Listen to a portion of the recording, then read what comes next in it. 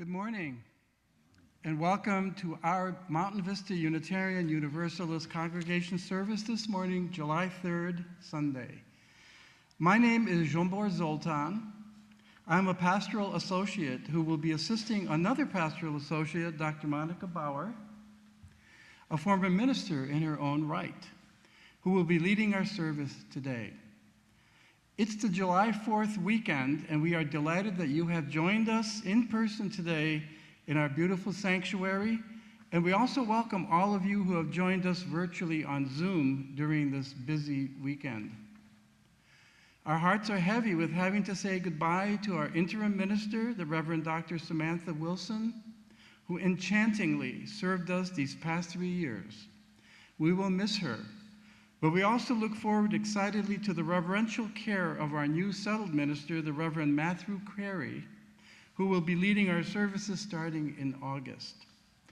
During the next few weeks, several other pastoral associates will demonstrate their unique talents and commitments to this congregation by volunteering to lead Sunday services for the remainder of July. We also want to acknowledge our music director, Chris Tackett, and our audio-video Zoom crew, Lee, Todd, Robin, and Lori in the back. Today we have an exceptional person leading our gathering, Monica Bauer. The Reverend Monica Bauer has a master's in divinity from Yale University, an MA and PhD in political science from the University of Nebraska, and an MA in creative writing from Boston University. She was ordained in the United Church of Christ in 1982 and has become a Unitarian relatively recently in November 2021. Reverend Monica is also an award-winning playwright whose dramas have been performed off-Broadway, regionally, and also in the UK. We welcome her presence here with us today.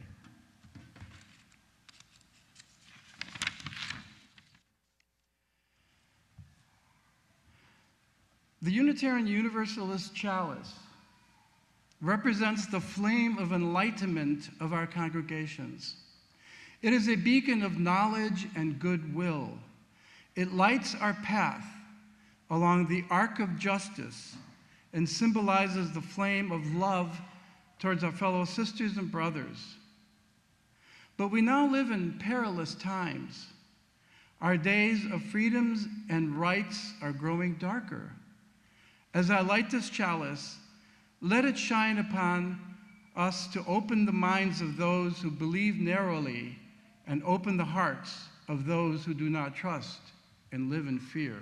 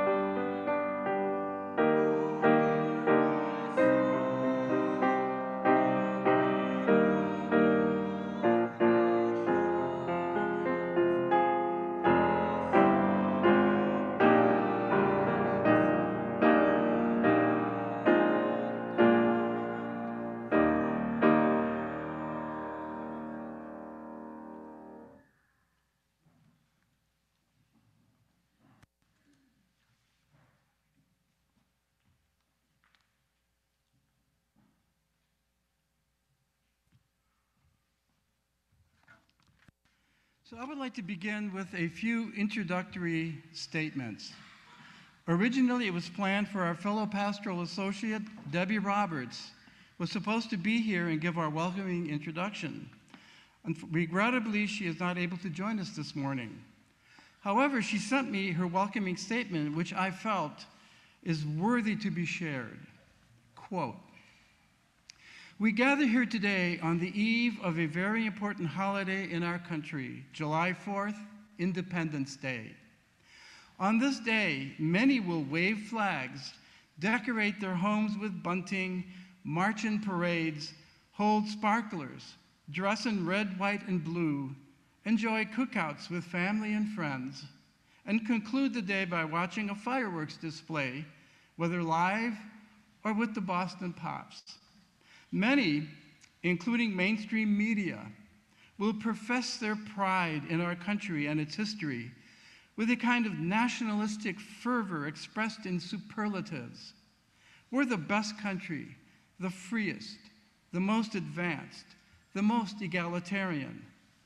Others will shake their heads at these notions, recognizing how divided we are, how pervasive racial and economic discrimination is, and how our much-touted democracy is teetering on the edge.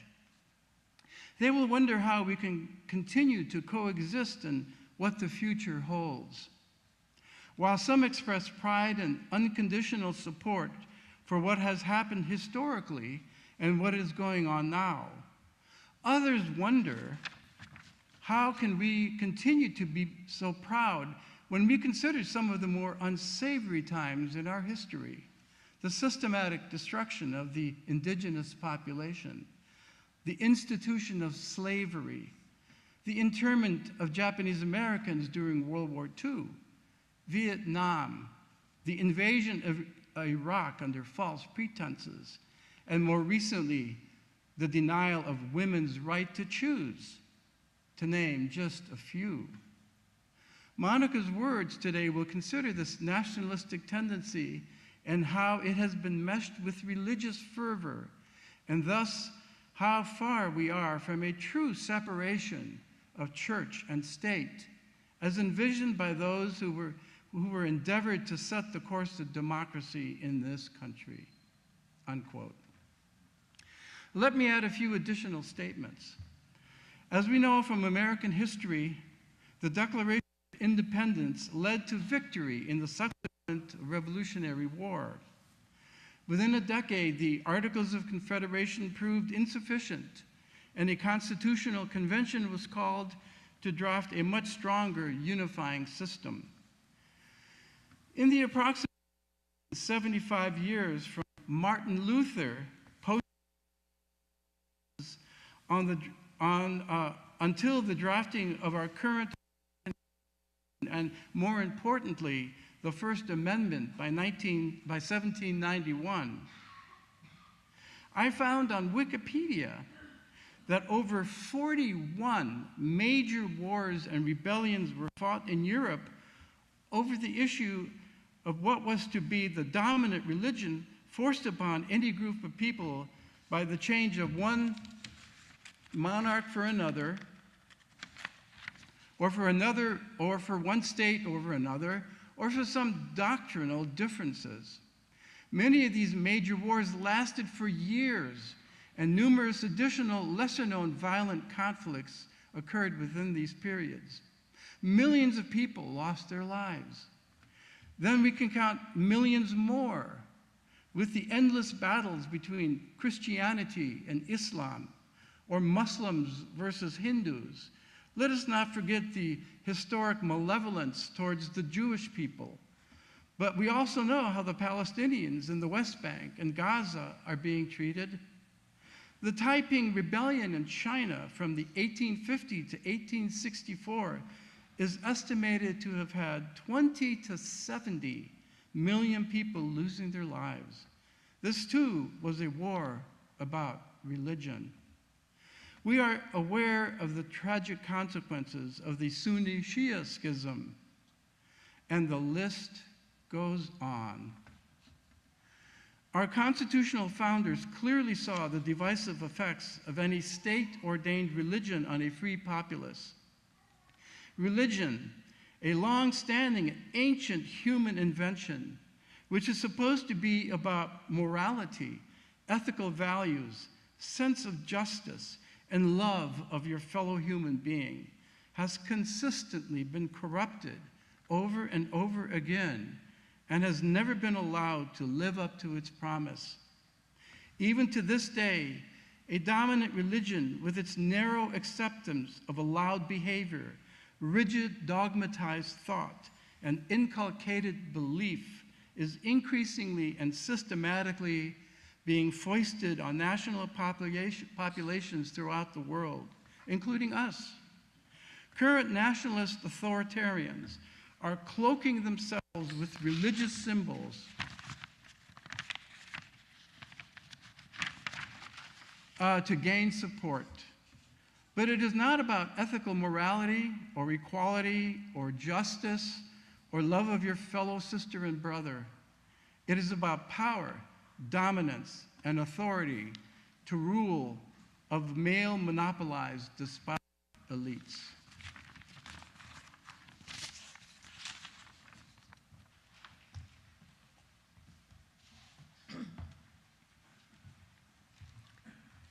Thank you, Zambor, for that. And now we have a challenge before us to come into a moment of meditation amidst all of this rancor and division and difficulty and frustration and rage. How are we going to do this? I would like to share with you a prayer that was written by Micah Busey, who is the senior minister of the Judson Church in New York City.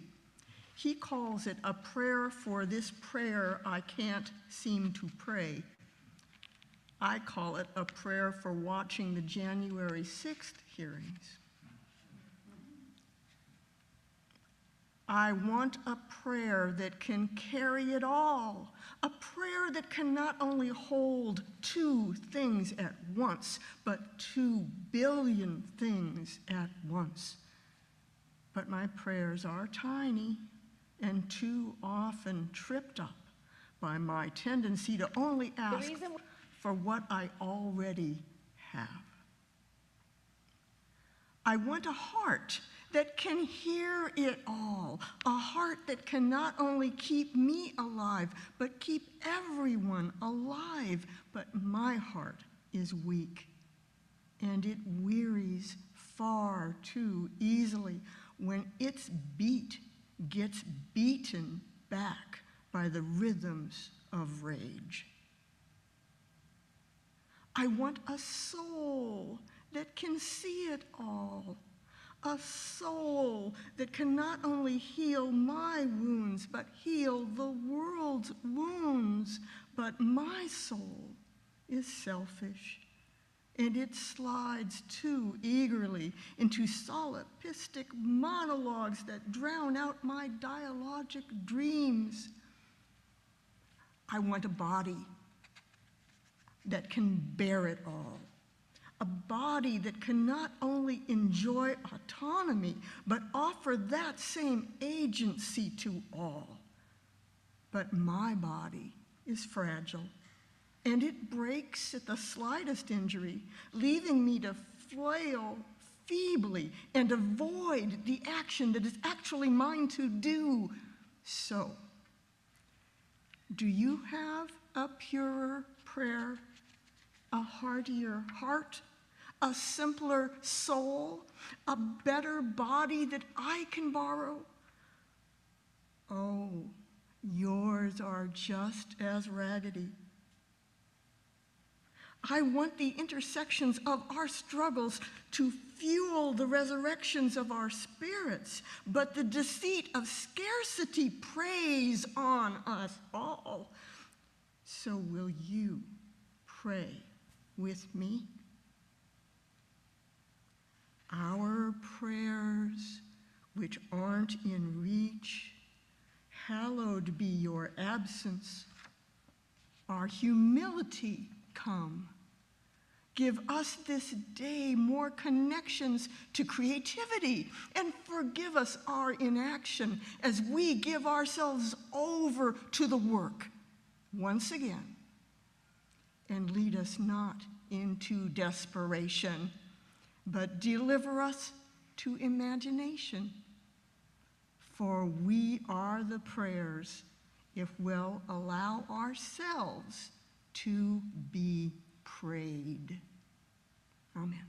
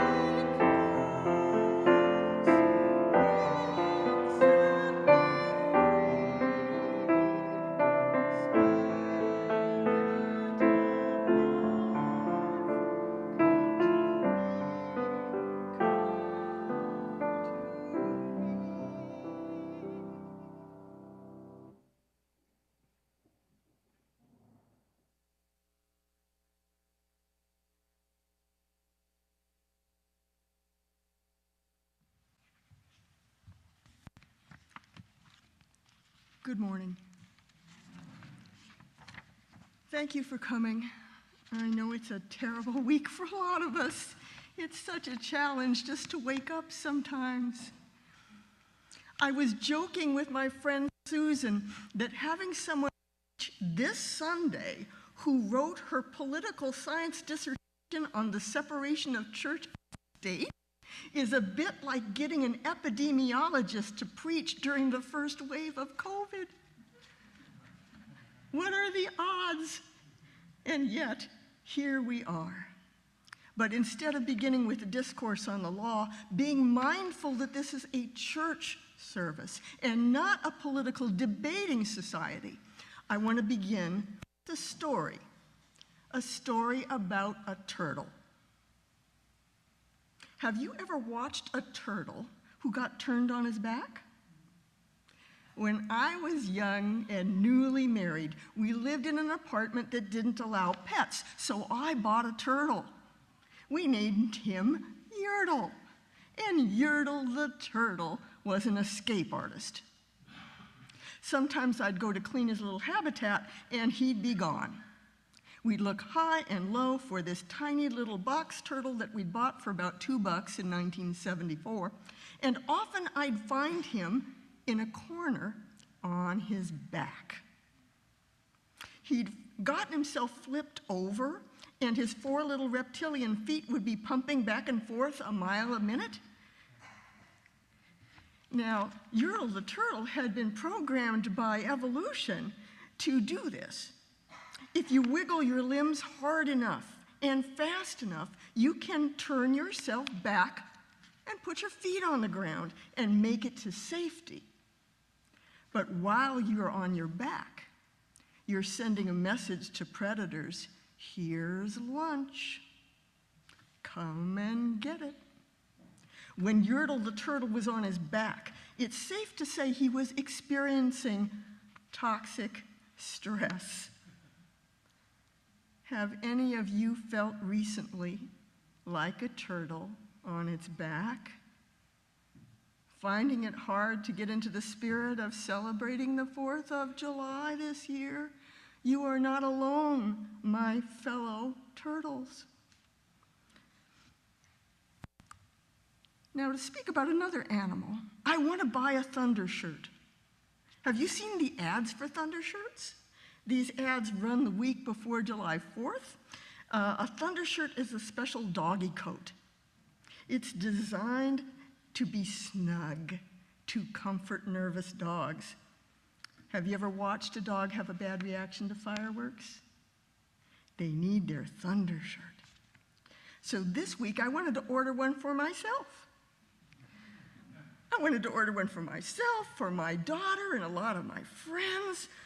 And we've been through unprecedented craziness, even before COVID and even before now. 2 impeachments, each time with the Senate failing to convict, an entire political party captured by conspiracy theories of Italian satellites, changing votes on our voting machines, cyber ninjas in search of bamboo on our ballots. As crazy as this has all been, it's been an extra heaping helping of crazy here in Arizona. And we thought we'd get back to normal. But in terms of democracy, we are far from back to normal. A congressional inquiry into the insurrection brings more evidence every day that had there not been some courageous people at the Department of Justice, we might have lost our democracy after the 2020 elections. If on January 6th, Mike Pence had chosen to get in a car in the basement of the Capitol and drive away from danger, or if the rabid crowd had been able to reach him, we might have lost our democracy then and there. We've had political conflict our whole history, but never a conflict over facts like this. If you've ever tried to talk to a friend or a relative who believes the election was stolen, you know exactly what I mean. Happy 4th of July. However, there are some Americans who are celebrating. They have worked hard to change American law, and this week they did it. For the first time in our history, the Supreme Court took away a right that had been affirmed and reaffirmed as a constitutional right for over 50 years. And we don't force people to give blood transfusions to save a life or to give an extra kidney to someone who needs it, but now, thanks to the Supreme Court, about half the states, including Arizona, will force women to give birth because their rights aren't as important as the rights of a potential human being. Women with money to travel may keep the right to their own bodies, but poor women, and disproportionately women of color, may be trapped like a turtle on its back. But because this is a church and not a political discussion group, I'm going to focus on a particular threat to democracy that I see in the Dobbs ruling. I want to focus on separation of church and state, and how to keep religious liberals, Jews, atheists, agnostics, pagans, and non-believers from becoming second-class citizens in their own country. See, my spidey sense about constitutional law detected something very, very fishy in the Dobbs decision. The new majority on the Supreme Court, they did not rule that abortion should be banned. They didn't. They did not rule that abortion is murder. They didn't. They did not rule that a developing fetus has a quote-unquote right to life. They didn't. They merely ruled that the rights of the woman carrying a fetus cannot be found in the plain language of the Constitution. They did not rule that abortion was murder or that a fetus is a person, because if they did, they would be relying solely on religious beliefs. And that's not supposed to be what makes law in the United States. The 5 most conservative justices punted this decision to the states, knowing full well that the states with a majority of conservative Catholics and conservative Protestants will ban abortion based entirely on religious beliefs. This violates the separation of church and state. I don't view the Dobbs case as an argument about the right to privacy. I view it as a very clever bait and switch to allow the states to do what the Supreme Court cannot, rule based solely on a religious view held by some of its citizens. As the writer Margaret Atwood, who wrote The Handmaid's Tale, has observed, quote, "That which is a sin within a certain set of religious beliefs is to be made a crime for all," unquote. Here's another quote. "Congress shall make no law respecting the establishment of religion or prohibiting the free exercise thereof." Even though I wrote my dissertation so long ago I used an electric typewriter, I still know the First Amendment religion clauses by heart. The result of the Dobbs decision may mean that we will have an establishment of religion in some states and not others. A favored religion with all other religions in the back of the religion bus. This is profoundly un-American. After the Civil War, we decided as a nation that certain rights could not be taken away by majorities within individual states because some rights were too precious to be up for grabs. These are the rights in our Bill of Rights. And right up there in the First Amendment is the separation of church and state. The two clauses work together. An established religion, a favored religion, is contrary to religious freedom, to religious liberty. And if America stands for anything, it stands for religious liberty, freedom to practice any and all religions or no religion, without the government putting its finger on the scale for one religion over another. But now, one religion's view on the so-called right to life can become law in a state. Is it likely to end there, with half our states outlawing abortion and half protecting the right to choose? Not if you take the religious so-called pro-life movement at their word. Because if abortion is murder, friends, it's always murder. It's murder if the pregnancy is the result of rape, incest, or other forms of coercion. It's murder if the pregnant person is 10 years old. It's still murder. And why, if you sincerely believe that abortion is murder, would you be content to allow murder galore to take place in New York, California, Illinois, or Connecticut? The road is clear. They will not stop. Their religion tells them they cannot stop until they have made abortion illegal in the entire United States. Indeed, the ink was not dry on the Dobbs decision before Mike Pence declared his new goal for the forced birth movement. Abortion should be illegal everywhere, made illegal by federal law. Not because there's no right to privacy in the Constitution, but because his religion says a fetus is life from the moment of conception, and all abortion is murder. His religion. In this way, I argue that the Supreme Court has made straight the path for Christian nationalism.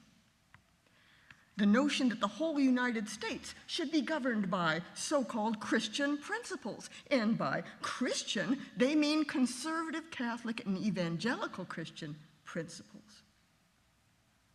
In the fevered imaginations of these Christian nationalists, the government exists to serve religion, their religion. Christian nationalists proclaim that Trump was sent by God.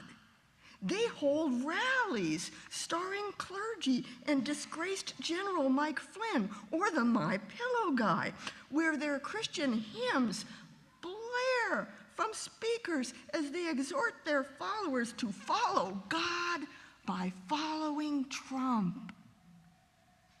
God and guns are somehow part of this toxic stew. In this way, the forced birth movement slips easily into the siren song of theocracy. Speaking of siren songs, this next hymn, which we will sing in the middle of my homily, I'll come back afterwards for a few more words. This next hymn's original title was Once to Every Man and Nation. It's based on a poem called The Present Crisis. The poem was written by a 19th century Unitarian, James Russell Lowell, son of a minister, a Harvard Law School graduate, and an abolitionist. He wrote his poem, The Present Crisis, to protest the Mexican War. We don't talk about the Mexican War much, but it was about the expansion of slavery.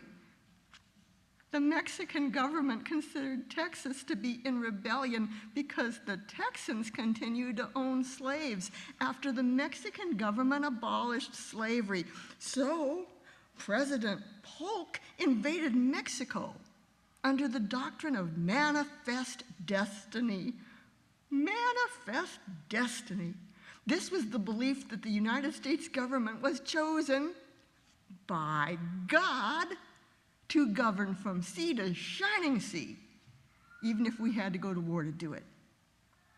History doesn't repeat itself, but it has some glorious rhymes.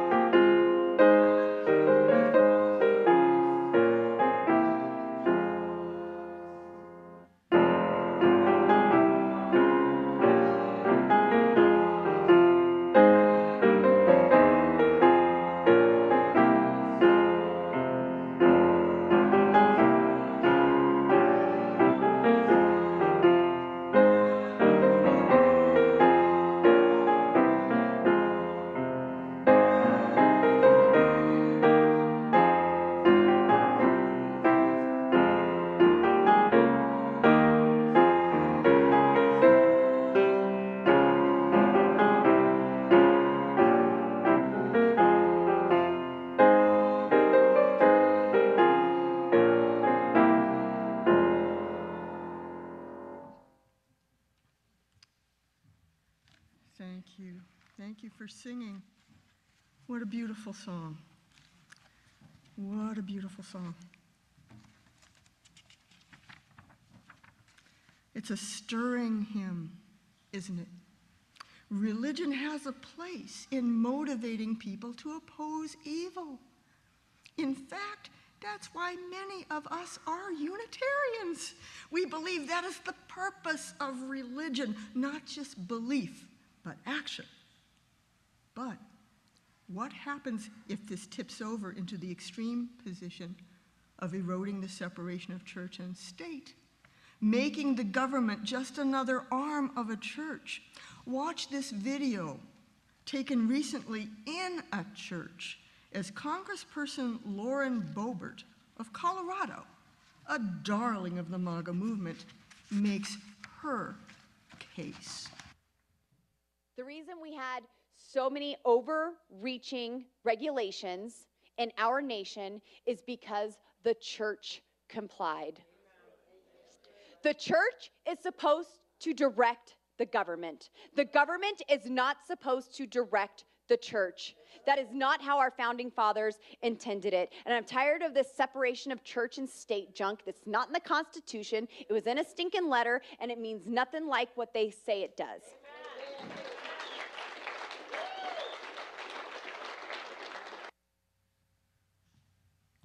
Well, that was frightening. But although we may feel as if the wind has been knocked out of us like a turtle on its back, in need of a thunder shirt, we can and must find our footing. A friend of mine who was the senior minister at Old South Church in Boston used to say that faith faces forward. Faith faces forward. And if there ever was a time for this to be real, it's right now. We must have faith in each other and in leaders of goodwill to do what needs to be done to get this right. Our own Unitarian faith and long tradition of protests and advocacy can be our metaphorical thunder shirts, wrapping us up, bucking us up, giving us courage for the living of these days. Because we have a job now. We have to build that wall or rebuild that wall between church and state. Now, there were many mistakes made in the writing of our Constitution, but they got some things right in the Bill of Rights. The separation of church and state is the crown jewel of our American legal tradition. There are literally pages of quotations from Jefferson, Madison, Adams, and others of our founders stating that they were most proud of separating church and state. I had to catalog all of those things for my doctoral dissertation by hand on my tiny little note cards, but I won't bother you with them today. I'll just send them to Lauren Boebert. The point remains they got it right. Religion is about matters that are beyond compromise, not subject to logical discussion, and therefore unsuited for running a country. The old order Amish believe God demands that no one use electricity, but they don't come to take away our appliances. Orthodox Jews don't mix meat with dairy, but they don't come for our cheeseburgers. I do not demand that Governor Ducey accept my religion, but I will also not bow to his. Now, this might cheer us up, fellow turtles. Some rabbis are fighting back. Rabbis! Rabbi and practicing attorney Barry Silver is filing a lawsuit to stop abortion from being banned in Florida. As reported in the Miami Herald, quote, Judaism is in conflict with this law. Rabbi Barry Silver of Congregational Ador Vador said in an interview explaining that Judaism supports abortions if necessary to protect the health and well-being of the mother. Quote, we'd have to choose between practicing Judaism and this law, and if we go with Judaism, we risk criminal prosecution. I, as a rabbi, if I counsel someone to have an abortion, I can be tossed into jail, unquote. So I say, we should saddle up and ride with the rabbis. In 2019, then UUA President Reverend Susan Frederick Gray wrote this, quote, abortion bans are a completely inappropriate overreach of the government into an individual's First Amendment right to live by their own religious convictions. We do not live in a theocracy, and my faith calls me to fight to keep it that way. So can we celebrate this 4th of July? Sure we can. Sure we can. Let's celebrate what our independence bequeathed us, the separation of church and state, the legacy worth fighting for, the legacy of a secular government. And then I suggest we take action. First, I suggest we saddle up and ride with the rabbis. Let's join them in their lawsuit. I want the Unitarian Universalist denomination to sue the hell out of every red state that wants to impose their religion on us. Meanwhile, we all get up and go to work through the ballot box or by adding language to our own state constitutions. And when we do this, when we saddle up, we will once again feel our power as citizens instead of feeling like turtles on their backs. In closing, let me say that there are petitions available to put on the ballot here in Arizona an amendment to the state constitution to protect reproductive rights. If you'd like to sign one, see me. I brought some just in case. Blessed be.